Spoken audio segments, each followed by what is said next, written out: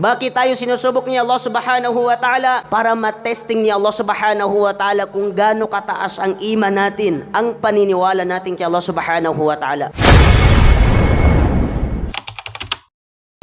Ang sabi ni Allah subhanahu wa ta'ala, وَلَنَبْلُوَنَّكُمْ بِشَيْءٍ مِّنَ الْخَوْفِ وَالْجُوعِ وَنَقْصٍ مِّنَ الْأَمْوَالِ وَالْأَنفُسِ وَالثَّمَرَاتِ وَبَشِّرِ الصَّابِرِينَ الَّذِينَ إِذَا أَصَابَتْهُمْ مُصِيبَةٌ قَالُوا إِنَّا لِلَّهِ وَإِنَّا إِلَيْهِ رَاجِعُونَ. Tunay sabi ni Allah subhanahu wa ta'ala na amin silang susubukin sa mga bagay na ito. Unang-una sabi ni Allah subhanahu wa ta'ala, minal khawf. Magkaroon sila ng pangangamba o takot. Subhanallah. Yung pangamba at takot na dumarating sa buhay natin mga kapatid Islam, ito ay pagsubok mula kay Allah subhanahu wa ta'ala. Maraming mga tao, wala sa kanila ang peace of mind, wala sa kanilang katahimikan, dahil lamang sa meron silang pinapangambahan, meron silang kinatatakutan. Yung takot at pangamba na yun ay pagsubok sa iyo ni Allah subhanahu wa ta'ala. Bakit? Titignan ni Allah subhanahu wa ta'ala kung sakaling ikaw ay mangangamba, ikaw ay matatakot, hindi mo ba makakalimutan si Allah subhanahu wa ta'ala? Sapagkat maraming mga tao na dumating sa kanila ang matinding takot, matinding pangamba, tunay na nakalimutan nila si Allah subhanahu wa ta'ala. Anong halimbawa mga kapatid Islam? Itong dumating sa atin na pagsubok, COVID-19, itong virus na ito. Lahat ng tao dito sa buong mundo ay tunay na nangangamba. Natatakot sila sapagkat nakikita natin sa telebisyon kung ano ang mga nangyayari sa mga tao na tinatamaan ng virus.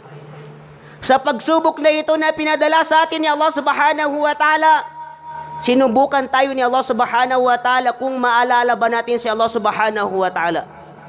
Sa kabila ng pangangamba at takot natin na baka mahawaan tayo ng virus, tayo ay natatakot. Yung mga tao na panay gala sila ng gabi at umaga, ngunit sila ay nadisiplina ng virus sapagkat nasa loob sila ng kanilang mga tahanan, sila ay nananatili dahil lamang sa takot nila na sila ay mahawaan ng virus. Malaking pagsubok to sa atin mga kapatid Islam. Ngunit ang mga tao na tunay na sumasampalataya kay Allah subhanahu wa ta'ala, sa halip na sila ay mangamba, mas lalo tumaas ang kanilang iman, ang kanilang paniniwala kay Allah subhanahu wa ta'ala dahil lamang sa kinatatakutan na ito na dumating sa atin. Pangalawang pagsubok, sabi ni Allah subhanahu wa ta'ala, wal-ju'. Susubukin namin sila, sabi ni Allah subhanahu wa ta'ala, ng panahon ng kagutuman. May mga panahon na darating sa atin na tayo ay maghihirap, magugutom tayo. Isusubok sa atin ni Allah subhanahu wa ta'ala bilang isang alipin ni Allah subhanahu wa ta'ala. Kung ikaw ba ay makaramdam ng kagutuman, kapag ikaw ay magugutom, nasa puso mo ba si Allah subhanahu wa ta'ala? Sapagkat kapag ang isang tao ay nakakaramdam ng kagutuman o di kaya nagugutom, nawawala sa kanyang puso ang takot niya kay Allah subhanahu wa ta'ala sapagkat ang priority sa kanya ay kung paano siya makakain. Pangatlong pagsubok, sabi ni Allah subhanahu wa ta'ala, وَنَقَصٍ مِّنَ الْأَمْوَالِ. Tiyak, sabi ni Allah subhanahu wa ta'ala, na susubukin namin sila sa kawalan ng mga kanilang kayamanan. Paano susubukin ni Allah subhanahu wa ta'ala ang isang taong may kakayahan, may kayamanan? May mga tao na sila ay nagtataka kung bakit sila na bankrupt.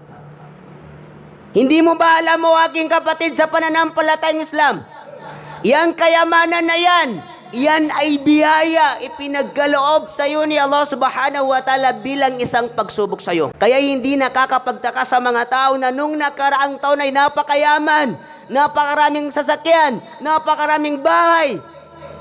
Ngunit pagdating ng susunod na taon ay nabankrupt, na wala sa kanya lahat ng kanyang kayamanan, nalugi sa kanyang negosyo, nasunog ang kanyang tindahan, ninakaw ang kanyang pera, ninakaw ang kanyang sasakyan. Lahat ng mga bagay na yun ay pagsubok sa atin ni Allah subhanahu wa ta'ala kung gaano katatag ang paniniwala natin kay Allah subhanahu wa ta'ala. Bakit? Merong isang tao na kapag siya ay nawala ng kayamanan, kapag nasunog ang kanyang negosyo, nawawalan siya ng pagtitiwala kay Allah subhanahu wa ta'ala.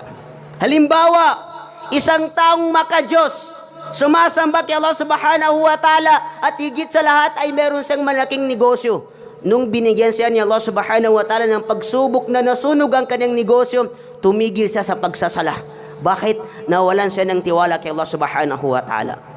Ang tanong niya sa kanyang puso, kung talagang malapit ako kay Allah subhanahu wa ta'ala, bakit niya kinuha sa akin ang aking negosyo?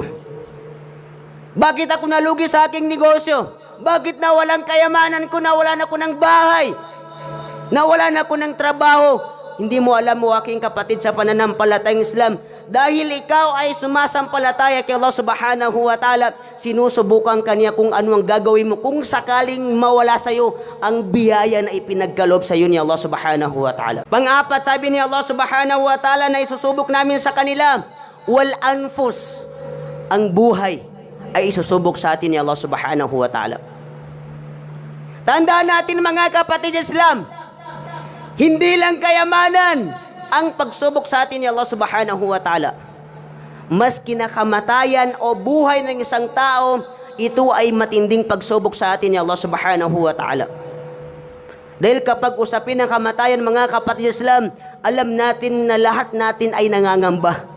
Alam natin na ang bawat isa sa atin ay kinatatakutan natin ang sandali na yan na dumating sa atin ang kamatayan, sapagkat yan ay walang pinipili. May mga tao na kapag may namatay sa kanilang mga mahal sa buhay, sa halip na ang kanilang sasabihin ay kay Allah subhanahu wa ta'ala tayo nanggaling at sa kanya tayo babalik, ngunit ang kanilang sinasabi, bakit ako ginaganito?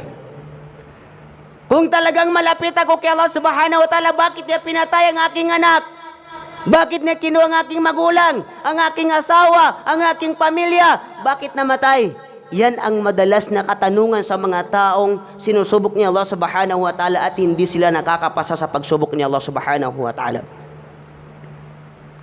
Kasama sa pagsubok ni Allah subhanahu wa ta'ala sa atin mga kapatid Islam, na yung pinakamahal natin sa buhay natin, yan ay kukunin ni Allah subhanahu wa ta'ala, nang sa ganun ay masukat ni Allah subhanahu wa ta'ala kung mananalig ba tayo kay Allah subhanahu wa ta'ala, magtitiwala ba tayo kay Allah subhanahu wa ta'ala kung sakaling mawala sa atin ang mga mahal natin sa buhay. Panglima, sabi ni Allah subhanahu wa ta'ala na isusubok namin sa kanila, wathamarat, at susubukin namin sila, sabi ni Allah subhanahu wa ta'ala, na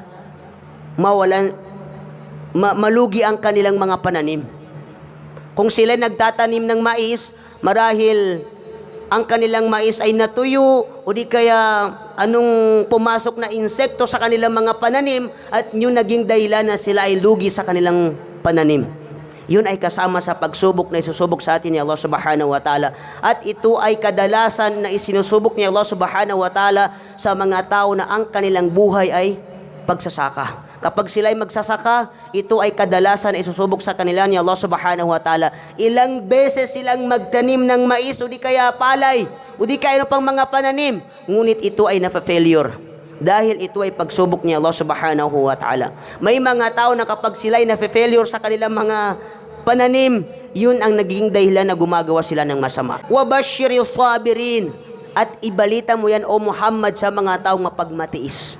Yung mga taong matiisin, ibalita mo sa kanila ang 5 bagay na yan ay isusubok sa kanila ni Allah subhanahu wa ta'ala. Sapagkat sabi ni Allah subhanahu wa ta'ala, yung mga taong matiisin, allazina iza asabathum musibah, yung mga taong matiisin kapag sila ay tinamaan ng anumang kapinsalaan o di kaya dumating sa kanilang matinding pagsubok, qalu inna lillahi wa inna ilayhi raji'un. Tunay na ang kanilang sinasabi, tiyak na kami ay galing kay Allah subhanahu wa ta'ala at sa kanya rin tayo babalik. Ganun ang mga taong mapagmatiisin at meron silang pananampalataya kay Allah subhanahu wa ta'ala.